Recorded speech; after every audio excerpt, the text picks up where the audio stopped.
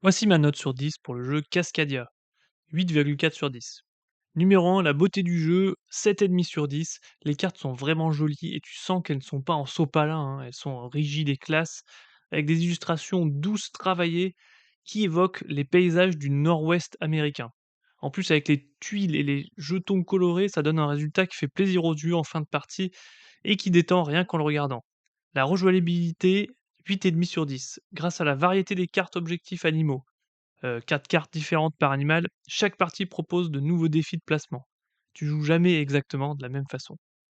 Numéro 3, suspense, équilibrage. 9 sur 10, jeu très équilibré qui propose des parties serrées, avec la possibilité à chaque tour de piocher un couple jeton tuile parmi les 4 couples au choix. Tout le monde a la possibilité de trouver son bonheur.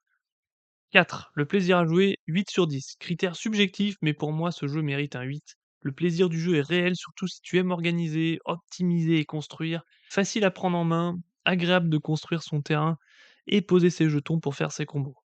Jouer à 2, 9 sur 10. Jouer à 2 se fait très bien, les parties sont rapides, il y a moins de compétition sur les jetons, mais les décisions restent tendues. La difficulté du jeu, faible. Cascadia est facile à apprendre, hein, même pour des joueurs débutants. Les règles sont claires, les tours sont simples et c'est quand même assez intuitif.